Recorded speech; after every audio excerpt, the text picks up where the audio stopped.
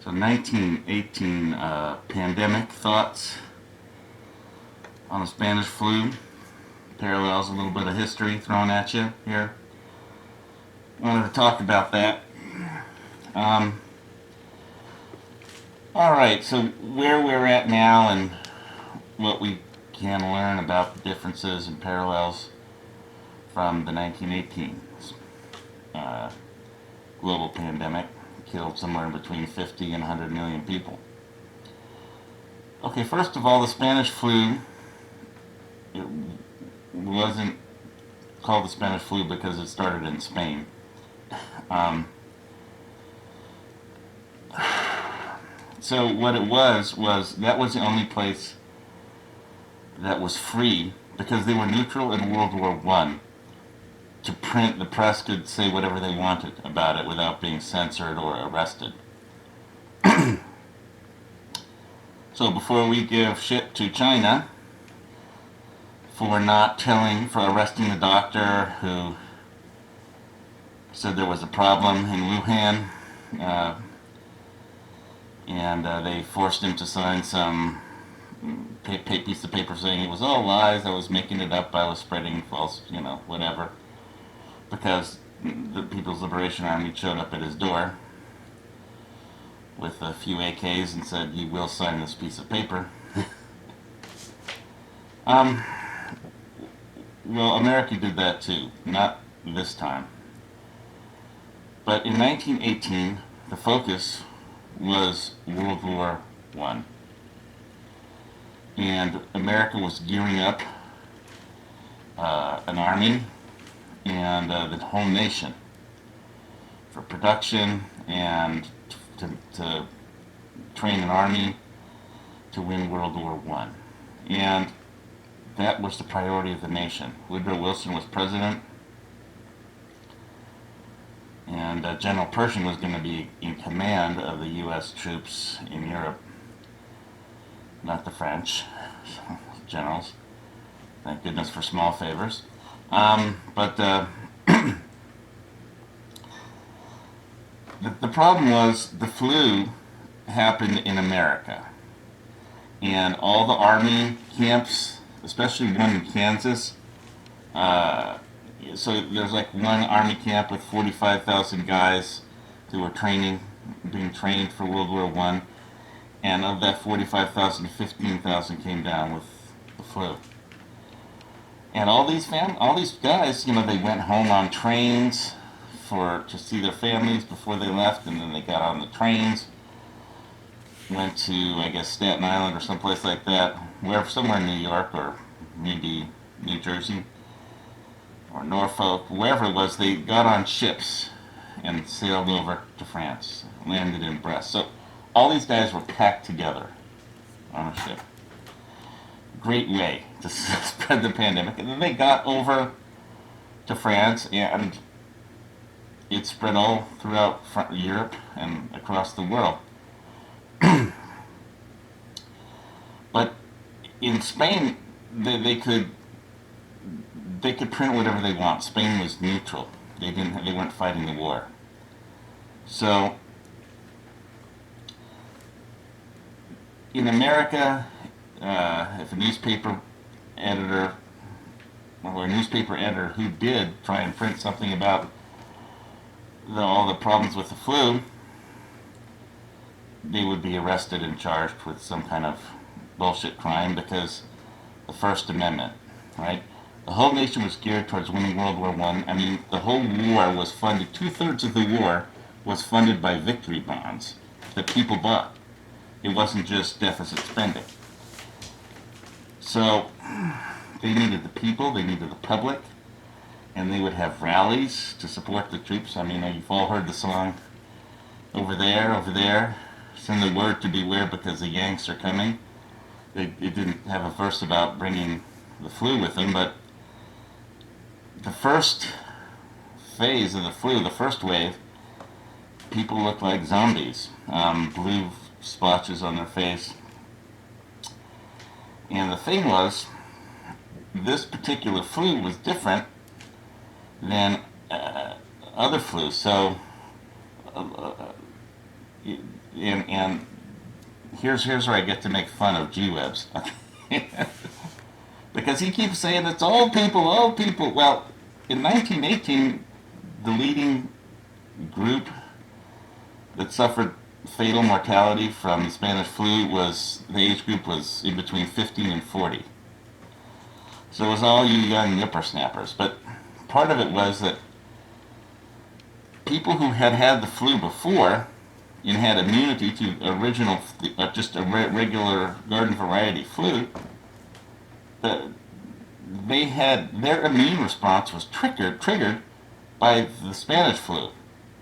And unfortunately, the antibodies were fighting a virus that they didn't have, and they generated antibodies that made things worse instead of better. So people were drowning in their own fluids. They had severe pneumonia. And anyway, the first phase was really bad, but then came the second phase, which was worse. People bleeding out of their eyes, people bleeding out of their ears. I mean, it was a second phase, second wave, whatever you want to call it, another mutation. I don't know. I don't know if anybody knows. But and in the end, I mean, it was so bad that as the German army marched through France and advanced into France, 500,000 of their soldiers came down with the flu. So it affected everybody. Nobody was immune to it. And it's just, as we try to draw parallels,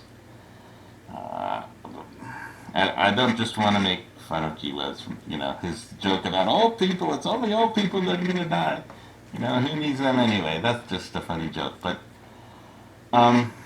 we did have a conversation with another person a long time ago that has nothing to do with it, except, okay, he thought he was safe from everything because he lives on the Big Island and he lives on a ranch up on a mountain in the Big Island, and what could hurt him up there? And now I'll say this: his family, his dad. I'm not mentioning any names or channels or anything. He's not on gun channels, so. But he was never on it anyway. But his family is like, his father was a mountain man kind of a guy.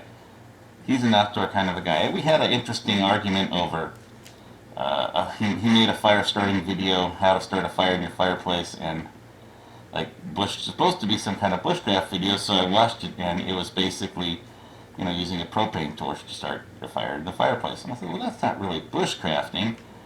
And then he says, hey, I'm a bushcrafter. This is just, we do things the easiest way possible. So, and that's the easiest way. So, who am I to argue with somebody who knows a lot more about just being an outdoors man than I? But then we talked about some just general prepping stuff, and it got into, well, nothing bad can happen because of where I live. And I just explained to him, now please listen to where I'm coming from, because my family was in Warsaw in 1939 when it was overrun by the Nazis. All of Poland was overrun by the Nazis. And we had to bug out, so bad things can happen, and you're not immune. I mean, I could say no island is an island. No man is an island. No island is an island. We're still connected to the rest of the world. I mean, obviously the governor, basically, anybody that, he killed tourism here intentionally. He couldn't ban anybody from coming here, but he issued an order saying that any tourist, non-resident that comes here, like a tourist, is going to be locked in their room for 14 days, mandatory quarantine. They call it a self-quarantine. So that kind of discouraged people from coming, because who wants to come to Hawaii just to be locked in a hotel room? So tourism has stopped. But we're not immune, because we live on an island, from things that happen in the world. And wherever you live, bad things can happen. So that's kind of just, I have a different philosophy on prepping based on my history. And it's just different than, somebody else's, is all I'm saying. There's better outdoor people than me. I mean, I've got my share of outdoor stuff, but at my core, I'm more like a trigger-happy city slicker who likes freedom and America and all that stuff. But back to the flu. Um,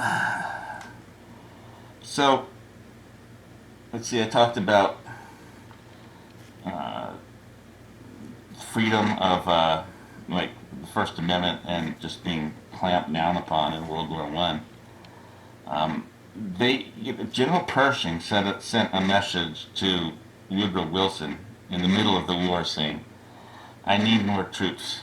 Put them on a ship and send them over here. I need more troops right now, Mr. President. Woodrow Wilson, his personal physician, said, don't do it. There's a pandemic going around. They didn't tell the American people anything. They didn't tell the American people to wash their hands. They didn't tell them to social distance. All the things we're hearing about now, we didn't hear. The government was silent.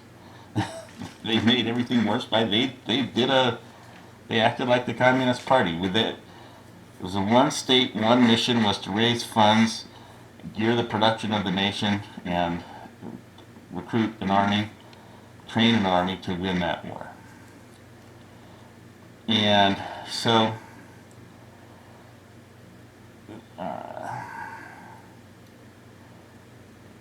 I don't want one country to feel superior over to another but yeah, China screwed up, and I don't know if they invented this virus or it's occurred naturally or whatever, but you may never know. The truth is the first casualty of any war. But since we don't know how this thing is going to play out, I wanted to talk about how the Spanish flu wound up starting World War II, or at least contributing to the start of World War II, or at least the rise of Hitler. Because Woodrow Wilson was the president that basically, okay, we win the war. The Germans surrender, or there's an armistice. And Woodrow Wilson he's a rock star now. He's like bigger than Jesus. He's like the Beatlemania. He goes to Europe on a victory tour, and he gets the flu. And back in America, he had two major consequences. First one of the results of the Spanish flu, one possible symptom was dementia in an older person. And I don't recall how old Woodrow Wilson was at the end of World War One, but he had dementia. His assistant says nothing he said made any sense. And he was the president of the United States, and he was basically in charge of the world. He just won World War One, and everybody wanted to be his friend. And so he had to go and negotiate the terms for the Treaty of Versailles, and he had dementia. He couldn't think straight. Now, let's make it even worse. Another symptom was cardiac problems because of the flu. He had a stroke. Half of his body didn't work anymore. One side of his body just, it was a stroke. I'm sure you people have heard how that happens, but so he goes, and nobody says anything. He's in charge. He just won the war. Nobody's going to tell him he can't do this. And at the conference, wherever it was that he got this, it took a toll. And the way the Treaty of Versailles came out, Germany had to pay reparations, so they just printed up money. The Weimar Republic, it created such a dire, terrible economic strain on Germany that it just gave Hitler the chance to rise to power. And that's where my family got, caught up in World War II, when, they were in Warsaw and Poland was overrun by the Nazis. So bad things can happen. So I'm not going to say World War II was just caused by the Spanish flu, but it contributed to it. The wrong person gets sick, and the president, the leader of the world, and just starts the chain event with dominoes start falling. And So all I can say is everybody take care of yourselves. Um, it's important. Um, and I was texting a friend, and I want you to remember how to get through this besides just the hand washing, the social media, gas mask, face mask, whatever. Um, Vitamin C, stuff like that. If there is war and hate, and suffering and pain and death in this world, it's a hard, hard world. And it's a hard, hard life. I mean, even when there's not a pandemic and an economic collapse. But there's also love, light, goodwill towards your fellow mankind, freedom. There's a lot of good things in the world too, so what you have to do is you just find one thing good and hold on to it. And that should get you through. And aside from doing all the things that you've got to do, find something good and just hold on to it for dear life. And it'll give you a reason to live, which is you can't give up hope. And so hopefully, America's a strong country. Hopefully we'll get through this and help the world get through it too. I have compassion for, doesn't matter what country people are in. Anybody that gets this has to try and use a ventilator just to live. You know, I can have compassion for anybody in any country. Doesn't matter. And let's just help each other get through this. I hope talking about the 1918 Spanish influenza kind of gave you some historical context for what we're going through now. And do your social distancing. Take it seriously. And just hang on in there. And thanks for watching my video. I'll see you on the next one.